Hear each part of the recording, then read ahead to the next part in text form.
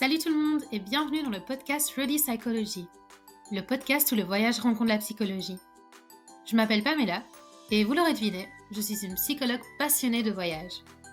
Dans Ready Psychology, nous partons à la rencontre de voyageurs et de psychologues qui nous partagent leur récit d'aventure au travers des concepts de la psychologie.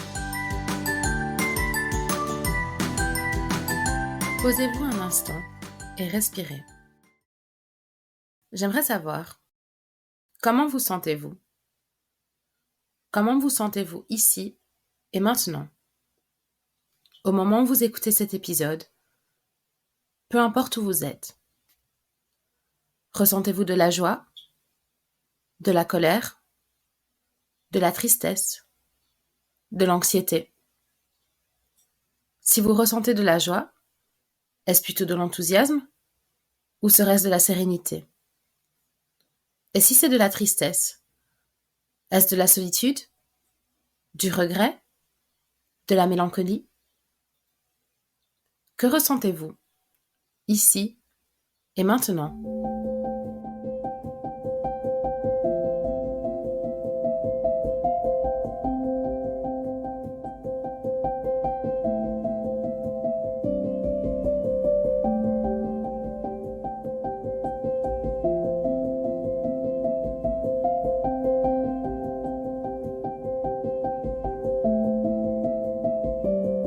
Les émotions, ce sont comme des petits signaux, très courts et intenses.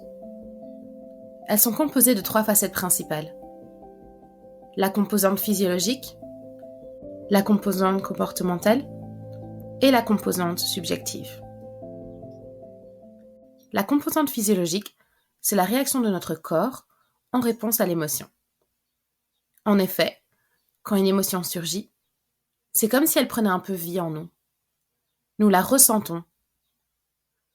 Qu'est-ce qui se passe dans votre corps à ce moment précis ? Où se situe l'émotion ? Quelle forme a-t-elle ? Que fait-elle ? Est-ce que vous aussi, vous avez des papillons dans le ventre lorsque vous êtes amoureux ? Ensuite, la composante comportementale, c'est la façon dont notre émotion s'exprime. Les pleurs, les sourires, les rires, mais aussi les froncements de sourcils lorsque nous sommes fâchés, les grands yeux lorsque nous sommes étonnés, la lèvre et le nez qui se haussent lorsque nous sommes répugnés. Et enfin, la composante subjective. Elle nous concerne nous. Il existe des centaines et des centaines d'émotions. Et nous en ressentons tous. Mais nous ne les ressentons pas tous de la même manière, ni à la même fréquence. Certaines personnes ressentent beaucoup de honte ou de culpabilité. D'autres sont très sereines. Certaines sont obstinées. D'autres encore sont des personnes très intéressées ou admiratives. Et puis, même lorsque nous ressentons la même émotion qu'une personne, nous ne la ressentons pas de la même façon. Certaines personnes ressentent de la joie dans leur cœur, d'autres dans leur ventre. La tristesse peut être dans les joues, dans la gorge. Il existe une infinité de façons de ressentir les émotions. Parmi celles-ci, certaines personnes ressentent les émotions beaucoup plus intensément que la moyenne. Les hypersensibles émotionnels. L'hypersensibilité émotionnelle, c'est le fait de réagir fortement à des stimuli émotionnels. C'est comme si on détectait plus facilement les petites informations émotionnelles dans notre environnement. Elle est souvent accompagnée d'empathie, mais aussi d'hyperesthésie. C'est-à-dire que certains de nos sens sont eux aussi exacerbés. La vue, l'ouïe, le toucher, l'odorat. Lorsqu'on dit qu'une personne est hypersensible, ça a bien souvent une connotation négative. Pourtant, l'hypersensibilité émotionnelle a aussi des avantages.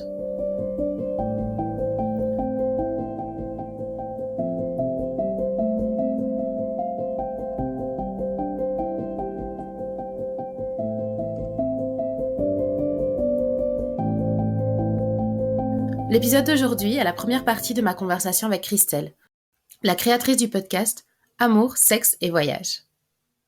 Christelle a découvert son hypersensibilité il y a quelque temps. Aujourd'hui, elle nous partage sa relation avec ses émotions et la façon dont ces dernières influencent ses voyages. J'espère que cet épisode vous plaira et vous donnera un autre regard sur les émotions. Et retrouvez-nous la semaine prochaine pour la seconde partie de notre conversation. Alors, vous êtes prêts ? En route!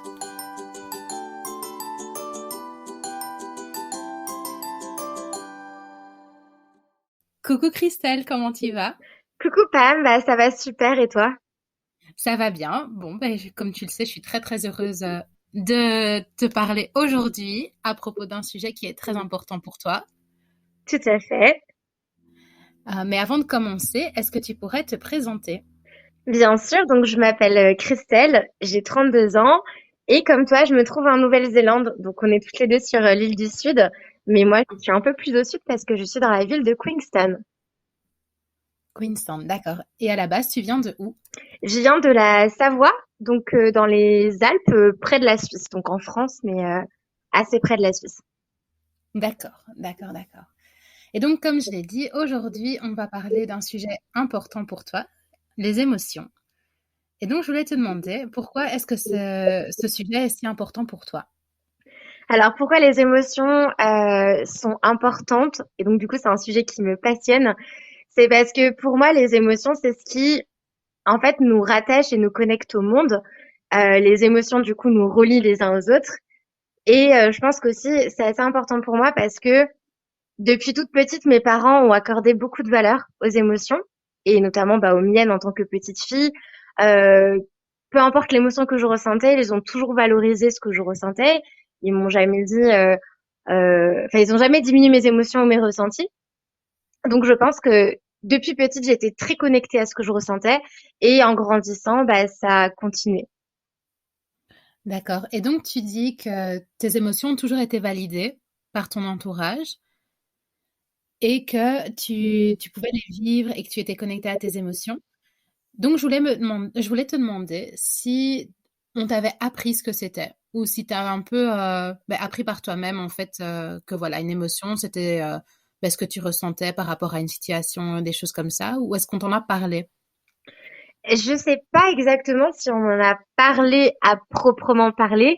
C'est-à-dire que si moi je m'imagine avec des enfants demain, admettons, je pense que je leur expliquerai vraiment ce que c'est qu'une émotion, pourquoi elle est là, qu'est-ce qu'elle signifie, parce que pour moi, enfin, clairement, une émotion c'est un peu comme une boussole. Enfin, ça me donne des indications sur ma vie et sur le chemin à prendre par rapport à mon émotion. Ça a vraiment un sens en fait. Et je pense pas qu'on me l'ait forcément dit. Mais en tout cas, on a toujours valorisé ce que je ressentais. Donc, je me suis toujours sentie légitime à être triste, en colère, vexée, heureuse. Voilà, toutes les émotions qu'on peut ressentir en tant que petite fille. Enfin voilà, j'ai toujours exprimé mes émotions et je me suis jamais dit, ok, c'est pas bien, faut les garder pour soi, faut être pudique, ça ne regarde pas les autres. Moi, ça me semblait vraiment évident de les exprimer. Mais après, je crois pas que mes parents m'aient forcément expliqué pourquoi les émotions étaient là dans notre corps, pourquoi on ressentait ces choses-là. Cela dit, voilà, ils cherchaient tout le temps à comprendre pourquoi j'étais en colère, pourquoi j'étais vexée, triste, angoissée, enfin peu importe. Jamais ils ont cherché à minimiser en me disant, écoute, c'est un caprice de petite fille, arrête tout ça. Enfin non, ils ont toujours été très très bienveillants par rapport à ça. Donc, j'ai l'impression qu'en fait, c'est quelque chose qui s'est mis en place assez naturellement, en fait, dans leur relation avec toi. Totalement, exactement. Et que du coup, j'ai l'impression aussi que quand ils essayaient de comprendre tes émotions, non seulement ça les validait, mais toi aussi, ça te permettait de réfléchir sur cette émotion en question. Ouais, oui, sûrement. Ouais, sûrement que du coup, je me disais, ok, je ressens ça, mais pourquoi? Et après, même étant petite, certainement que j'avais cette petite capacité d'analyse, à mon échelle évidemment, mais en me disant, ok, je suis triste, mais je m'arrêtais pas à me dire, ok, je suis triste, faut plus que j'y pense. J'analysais peut-être inconsciemment la situation et je me disais, ok, je suis triste par rapport à ça. Et ce qui fait qu'en fait, ça m'a vraiment, je pense, rendu service quand j'ai grandi parce que j'ai jamais tais mes émotions. Je pense que c'est pas forcément la solution de d'enfermer dans une boîte ces émotions négatives. Au contraire, moi, j'ai toujours accepté mes émotions et je les laissais venir en fait. Pour moi, elles étaient là pour une raison et je les laissais venir et je les exprimais. D'accord. Et donc justement, comment tu les vis tes émotions? Bah, écoute, je les vis plutôt bien, je pense, parce que comme je disais juste avant, pour moi, c'est un peu ma petite boussole, dans le sens où, par exemple, si je ressens une émotion négative, je vais essayer de comprendre pourquoi. Il y a des émotions, comme par exemple, c'est des émotions que je ressens pas souvent, même presque jamais, mais que j'analyse chez les gens autour de moi. Il y a beaucoup de gens qui sont, par exemple, envieux ou jaloux. Et pour moi, en fait, ça traduit simplement le fait que t'es pas forcément en accord avec tout ce que tu as envie de faire dans ta vie. À partir du moment où tu jalouses quelque chose chez quelqu'un d'autre, c'est que c'est un besoin qui n'est pas rempli chez toi. Donc, euh, donc voilà, enfin, c'est un exemple comme un autre. Mais voilà, si je ressens quelque chose, je vais me poser la question de pourquoi je ressens ça, qu'est-ce que je peux faire, et surtout ne pas taire cette émotion. J'ai besoin d'exprimer ce que je ressens. Je sais que souvent, en parlant, ça me soulage. J'ai vraiment cette idée de l'émotion me traverse le corps et je veux pas la garder à l'intérieur. J'ai vraiment besoin de l'extérioriser. Et depuis toujours, j'ai toujours fait avec une grande facilité parce que c'est un peu ce qu'on m'a appris. Donc Oui. voilà, c'est vraiment lié à mon éducation. Mais voilà, j'exprime vraiment très facilement ce que je ressens et surtout, j'ai pas de honte à ressentir ce que je ressens. Et petite question de curiosité, est-ce que tu connais les composantes de l'intelligence émotionnelle? Non, pas du tout. Non, parce que justement là, tu parles de ressentir, tu parles de la comprendre, donc tu ressens ton émotion, puis tu essaies de comprendre ben, d'où elle vient, tu l'exprimes, et puis il y a aussi le fait de moduler ses émotions. Donc un bête exemple, c'est que imaginons tu passes un examen et toi tu réussis et ta pote elle rate. Ben, t'es heureuse, mais tu dois un peu cacher ton bonheur. Comment est-ce que toi tu vis cette composante-là? Est-ce que ça te parle? Donc tu veux dire si par exemple je traverse la même épreuve, donc un examen par exemple avec une copine, que moi je réussis, elle rate, qu'est-ce que je ressens? C'est ça ta question? Ouais, donc comment est-ce que tu arrives à moduler, à changer, est-ce que tu changes l'émotion parfois pour qu'elle soit plus acceptable? Peut-être que acceptable n'est pas le bon mot, mais en tout cas, socialement, pour l'exprimer d'une manière qui est peut-être plus adéquate. Ok, j'ai totalement compris ta question du coup. Alors oui, je pense qu'effectivement, si je suis la seule à passer cet examen et qu'il n'y a pas d'autres personnes autour de moi qui l'ont passé et que je le réussis, je vais être beaucoup plus enthousiaste et beaucoup plus expressive que si j'ai ma copine à côté de moi qui, elle, a raté cet examen. Je vais du coup effectivement moduler l'expression de l'émotion. Bien sûr, je vais ressentir beaucoup de joie pour moi, mais cette joie sera un petit peu du coup atténuée par le fait que bah, je vais avoir ressentir de la déception pour ma copine et de la tristesse. Et évidemment, enfin, je vais pas crier, me réjouir, sauter dans tous les sens, alors qu'elle, du coup, elle sera à côté de moi, toute déçue de la non-réussite de son examen. Oui, d'accord. Et je trouve que c'est intéressant ce que tu viens de dire parce que tu dis que, ben, bien sûr, tu vas ressentir de la joie, mais tu as dit que tu vas aussi recevoir de la déception pour l'autre. Donc, en fait, c'est un peu un partage d'émotions qui se passe, j'ai l'impression, chez toi. Ah oui, totalement. Je pense que l'empathie plus fait vraiment totalement partie de ma vie. Oui, oui. Mais d'ailleurs, ben, ça déboule un petit peu sur ma prochaine question. Assez récemment, tu as découvert que tu étais hypersensible. Et du coup, pour toi, c'est quoi l'hypersensibilité? Alors, je pense qu'il y a autant de façons de vivre et de percevoir l'hypersensibilité que de personnes hypersensibles. Mais si je devais définir ça de façon générale, je dirais que c'est en fait une sensibilité qui est un peu plus haute que la moyenne, en tout cas qui est plus développée. Donc ça peut se traduire par différentes choses. Alors je vais parler de moi, de ce que je ressens, parce que du coup je me sens légitime de parler de moi, pas des autres. Mais par exemple, donc mes ressentis vont être très forts. Je me rends compte que mes émotions et que ce que je ressens est bien plus fort que beaucoup de personnes. Parce que, alors évidemment, c'est difficile de savoir ce que les autres ressentent parce qu'on vit dans notre corps et on ressent nous-mêmes nos émotions et on est incapable de percevoir ce que les autres réellement ressentent.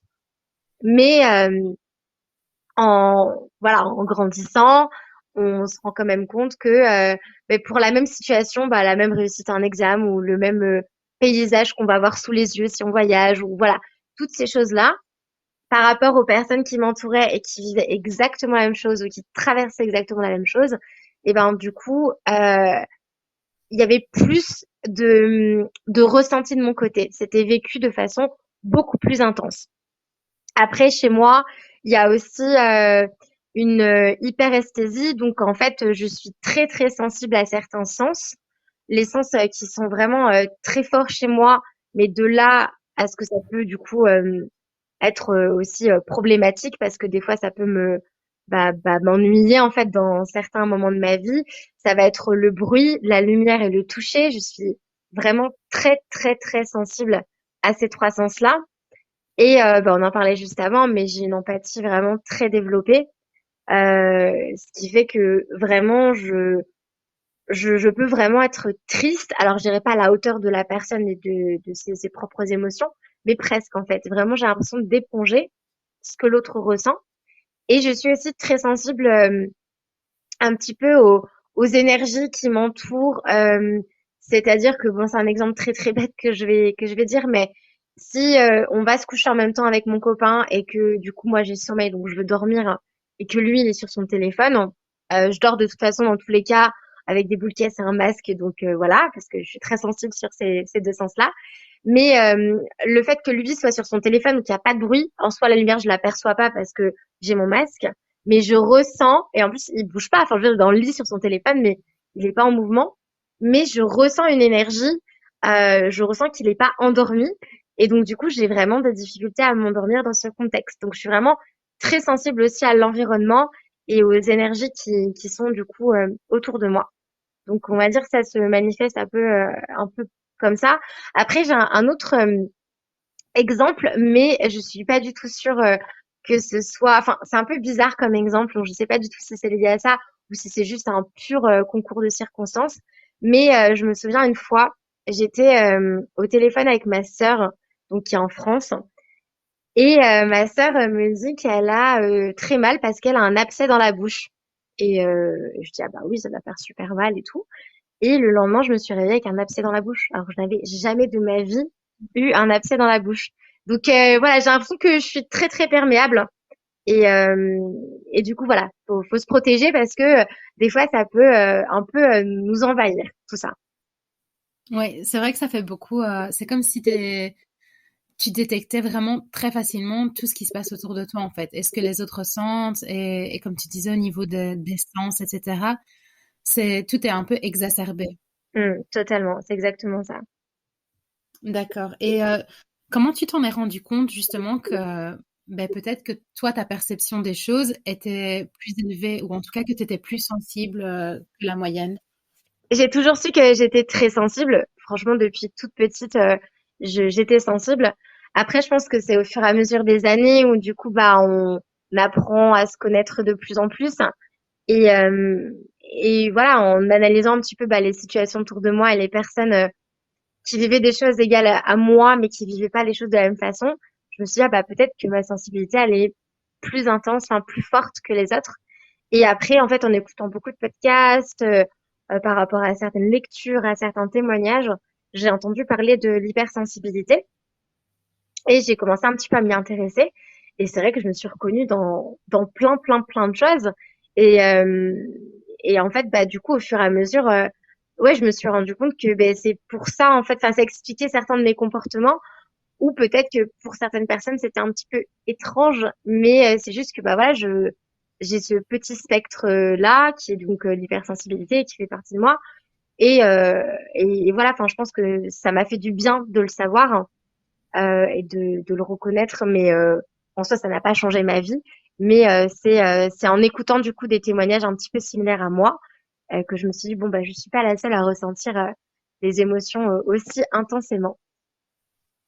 D'accord. Ben justement, j'allais demander, mais tu as un peu répondu à ma question en même temps. J'allais demander comment le fait de l'apprendre avait changé ta vie. Et donc, pour toi, c'est juste le fait de poser des mots, en fait, sur ce qui se passait, mais que concrètement, ça ne change pas grand-chose à la façon dont toi, tu vis ta vie.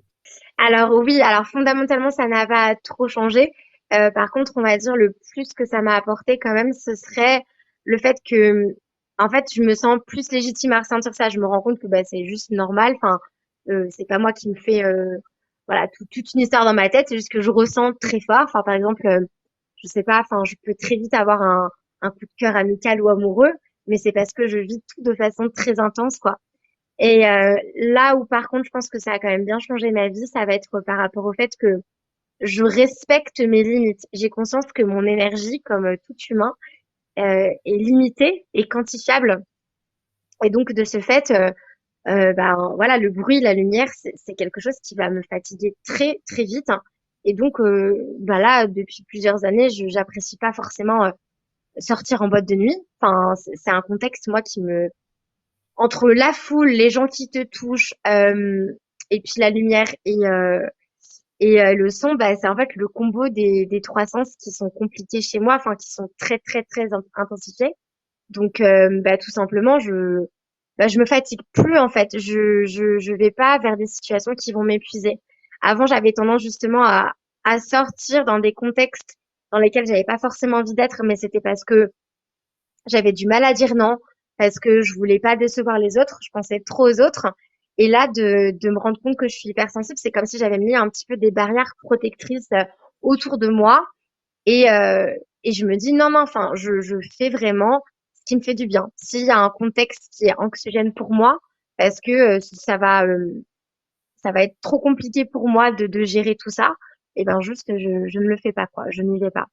Et autre chose, ce genre de contexte aussi, de soirée, c'est plus quelque chose qui me fait du bien, ça je m'en suis rendu compte, parce que en fait, je pense que tout ce qui va être dans ma vie, enfin, tout ce que je vais choisir dans ma vie a besoin d'avoir du sens. Et c'est vrai que, bah, en fait, faire la fête pour faire la fête, c'est plus trop mon truc, donc ça n'a plus de sens. Je préfère un petit dîner entre personnes où on va avoir des conversations profondes que d'être à une soirée en mode small talk avec des personnes random que tu rencontres et que tu reverras plus jamais. Donc voilà, je me dirige en fait vers des choix de vie et des moments de partage avec des gens que je choisis. Je préfère être peu entourée mais bien entourée que voilà multiplier les rencontres sociales et être dans des contextes qui juste ne me correspondent pas en fait.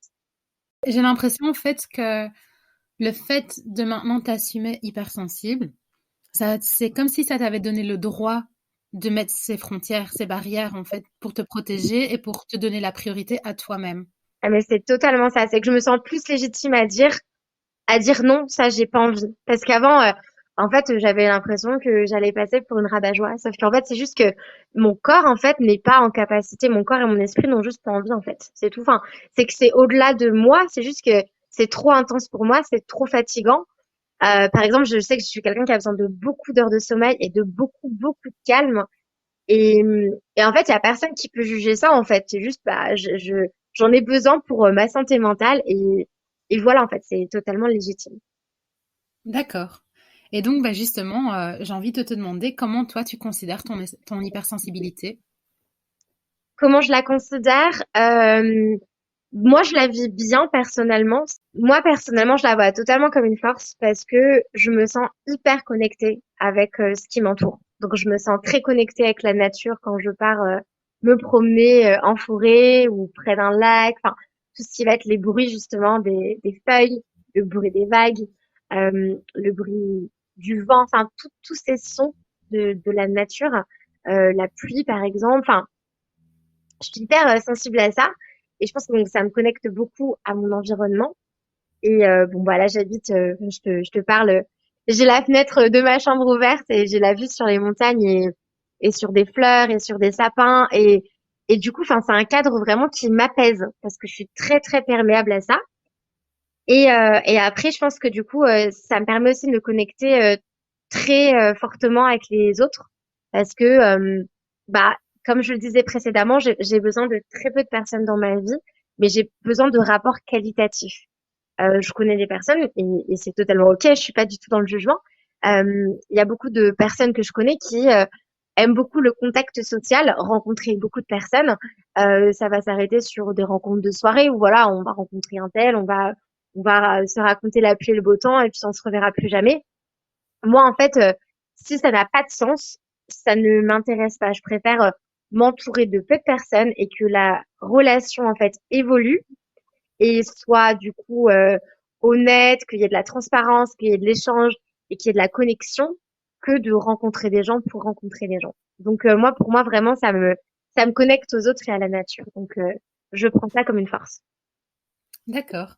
Et je trouve ça intéressant ce que tu dis parce que tout à l'heure, une des premières réponses que tu as dites, c'était que tu te sentais connecté à tes émotions.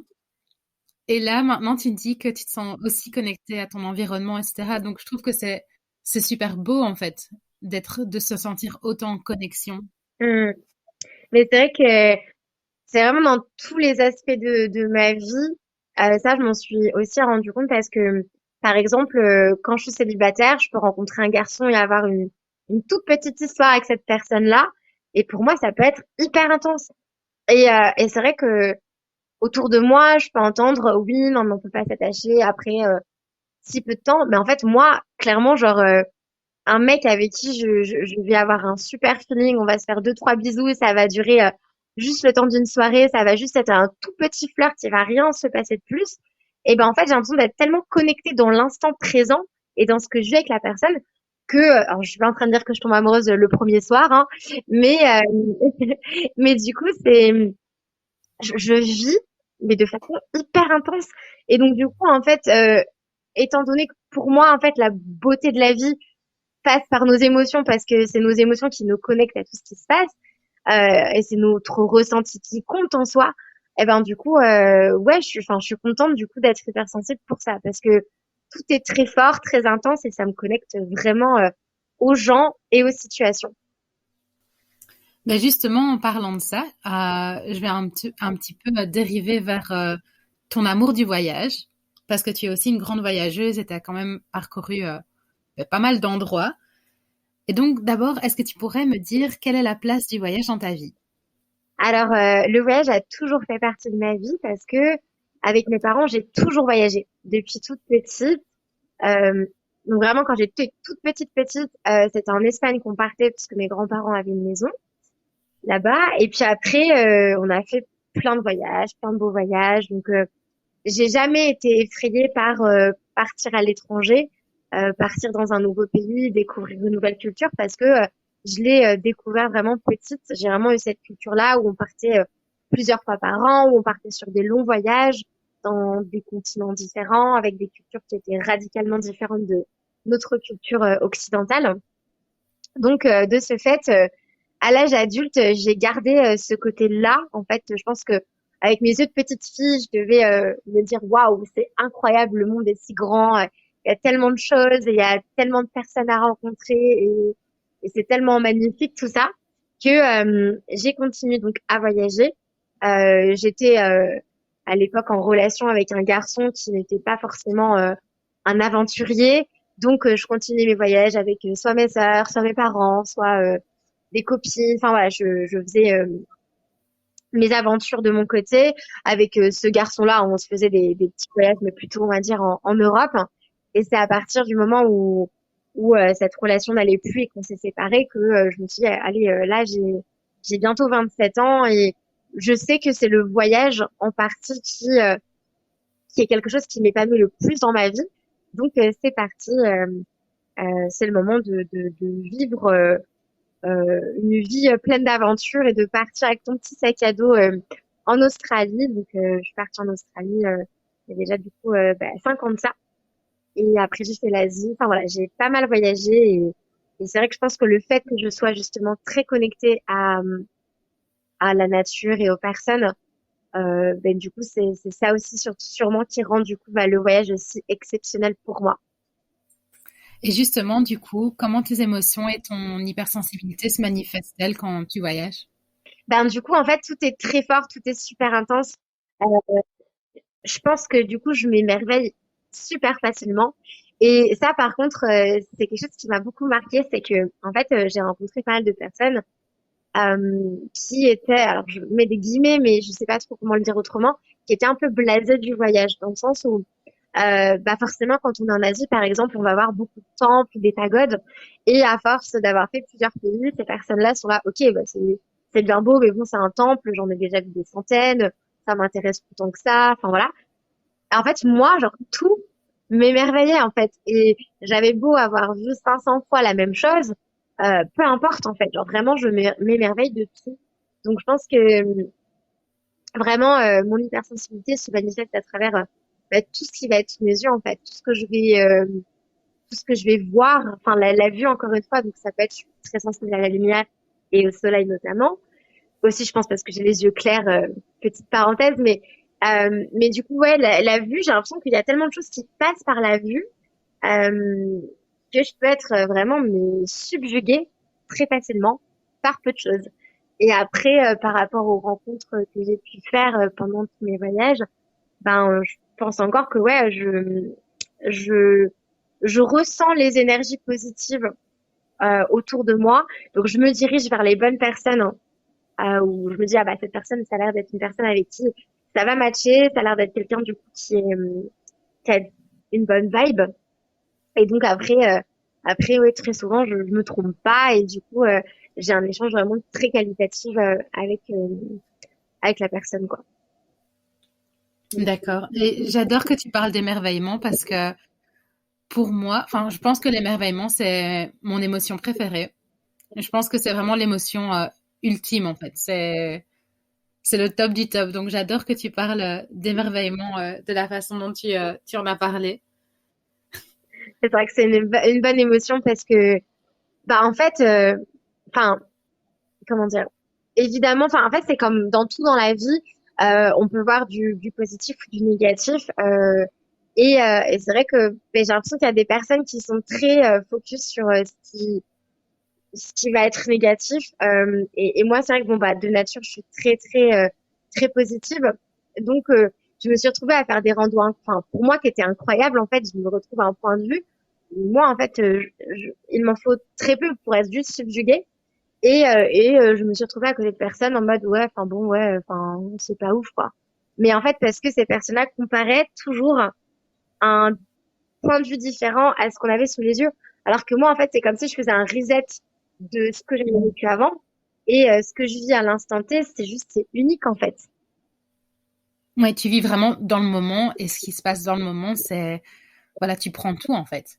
C'est ça. Et c'est vraiment le voyage aussi qui m'a appris à me connecter autant aux choses parce que je pense que quand on est pris dans notre quotidien, enfin, si j'étais restée en France, quand on est pris dans cet environnement classique et tout, on a peut-être aussi plus de charge mentale, enfin, on a plus de choses en tête, donc on est peut-être moins ancré dans l'instant présent. Là, le fait d'être parti, c'était vraiment une nouveauté. Chaque jour est différent. Et vraiment, mais j'en prenais plein les yeux. C'était juste incroyable. J'ai l'impression que ta sensibilité a influencé ta façon de voyager et que ta façon de voyager a aussi influencé ta sensibilité. Ben, je pense que, ouais, du coup, en fait, je me laissais aussi porter. Donc, bah, du coup, j'étais très sensible à tout ce qui m'entourait. Mais je me laissais aussi, ouais, porter par les opportunités parce que, ben, je me connectais à toutes les situations. Je me disais, OK, est-ce que ça, je le sens? Est-ce que j'y vais? Est-ce que je continue à voyager avec telle personne parce qu'il y a cette alchimie-là? Est-ce que c'est, est-ce que ça? Donc, du coup, je me suis un peu laissée porter à travers mon voyage par mes émotions et par mes ressentis. Et encore une fois, c'était ma petite boussole que je suivais vraiment pas à pas, quoi. La boussole de vie et la boussole de voyage. C'est ça.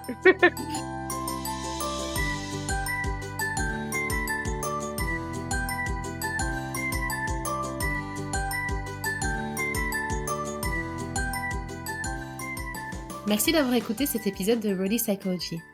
J'espère qu'il vous a plu. Si vous avez aimé l'épisode, laissez des petites étoiles sur votre plateforme d'écoute préférée et abonnez-vous pour être les premiers à écouter les prochains. Suivez-moi également sur Instagram, @RoadiePsychology, et invitez vos amis à nous rejoindre dans ce voyage à travers la psychologie.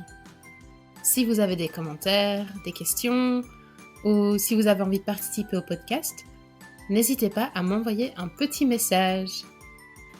À la prochaine pour un nouveau voyage.